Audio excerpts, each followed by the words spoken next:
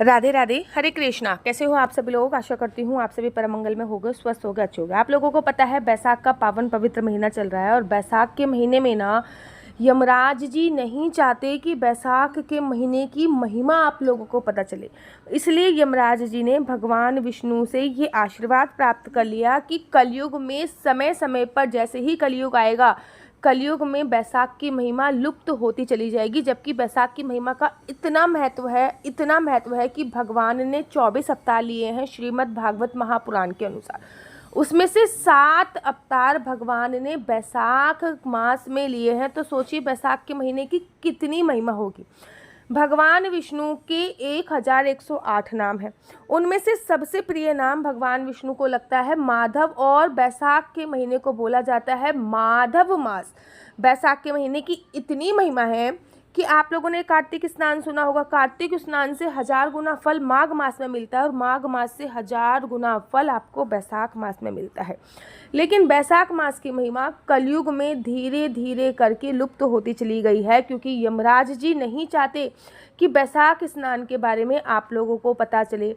अब मैं आपको बताती हूँ कि बैसाख यमराज जी आखिर क्यों नहीं चाहते कि बैसाख की महिमा, स्नान हो गया, दान हो गया, व्रत हो गया, हवन हो गया, पूजा हो गया, और तुलसी जी के तो कितनी सारी बैसाख के महीने में सेवा पूजा अर्चना होती है। एक बार की बात है कि सब बैसाख स्नान कर रहे थे और यमराज जी की दुकानदारी पूरी तरीके से बंद थी। जब यमराज जी की दुकानदारी बंद थी, क्योंकि बैसाख स्नान जो भी करता है ना, उसे यमराज के दूत छू भी नहीं सकते, स्पर्श भी नहीं कर सकते महाराज यमराज के दूत। तो जो भी लोग बैसाख स्नान करते हैं उन्हें केवल भगवान के दूत ही लेने के लिए आते हैं, और जो भी भगवान के दूत लेने के लिए आते हैं महाराज, उनको तो वैकुंठवास मिलता ही मिलता है। उनका तो पुनरपि जन्म पुनरपि मरणम, अर्थात बार बार जन्म लेने की और बार बार मरने की जो प्रतिक्रिया है वो समाप्त ही हो चुकी होती है। तो एक बार की बात है कि बैसाख का पावन पवित्र महीना चल रहा था, और जब बैसाख का महीना चल रहा था तो यमराज जी ने देखा कि भैया यमलोक में कोई आ ही नहीं रहा। सभी जिसकी भी बैसाख के महीने में मृत्यु हो रही है तो वो सब भगवान के धाम ही जा रहे हैं।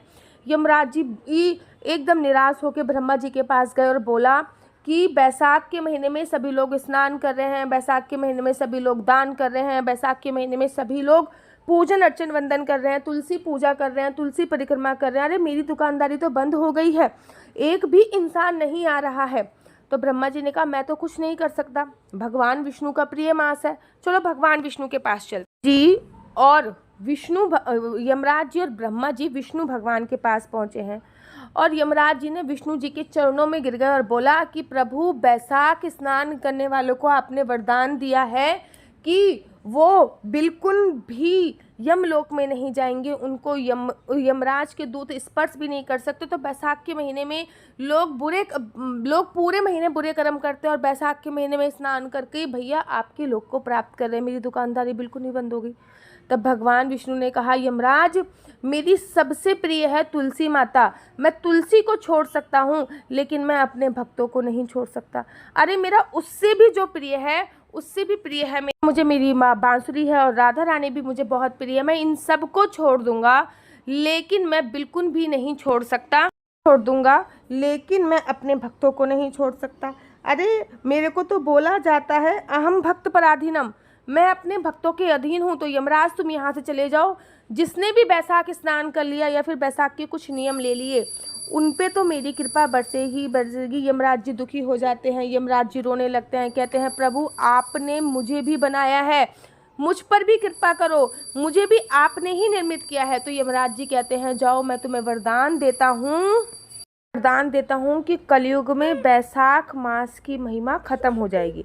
बैसाख मास का इतना महत्व है कि लोग बैसाख में स्नान करके यमराज के पास नहीं जाते। पूरे साल भर जो भी कर्म करते हैं वो सभी कर्म खत्म हो जाते हैं। जाओ, मैं वरदान देता हूँ कि कलयुग में बैसाख की महिमा धीरे धीरे खत्म हो जाएगी। कलयुग में लोग कार्तिक मास में स्नान करेंगे, माघ मास में स्नान करेंगे, लेकिन बैसाख मास में कलयुग में लोग स्नान नहीं करेंगे। इससे तुम्हारी भी दुकानदारी चलती रहेगी। इसीलिए आप लोगों ने देखा होगा कि कलयुग में ना बैसाख की महिमा इतनी ज़्यादा नहीं है, जबकि बैसाख का महत्व बहुत ज़्यादा है।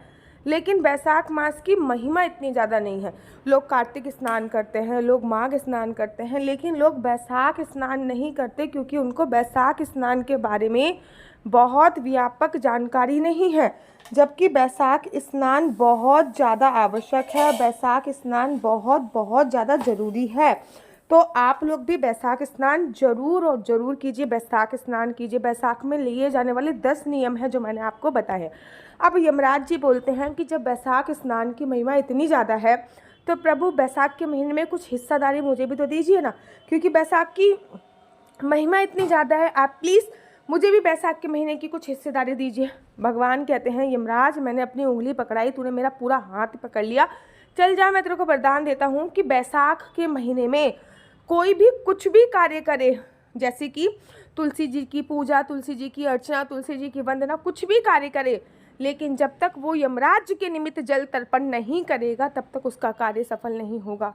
अर्थात आपका पुण्य कर्म, चाहे आप स्नान कर रहे हो, चाहे आप ब्रह्मचर्य का पालन कर रहे हो, चाहे आप पृथ्वी शयन कर रहे हो, चाहे आप तुलसी सेवन कर रहे हो, चाहे आप तुलसी पे दीप दान कर रहे हो, चाहे आप जल दान कर, मतलब आप बैसाख के महीने में कुछ भी कर रहे हो, XYZ कोई भी नियम आपने ले रखा है, लेकिन आपने यमराज के निमित्त दीप दान नहीं किया, यमराज के निमित्त जल दान नहीं किया, तो इसकी महिमा आधी अधूरी हो जाएगी। यमराज के निमित्त जल दान क्या करना है, एक जल लेना है, सादा सा जल, उसमें काले तिल डालने हैं, लौंग डालने हैं, दक्षिण दिशा की तरफ मुख करके ओम यम देवताभ्यो नमः, ओम यम देवताभ्यो नमः, ओम यम देवताभ्यो नमः करके जल समर्पित कर देना है।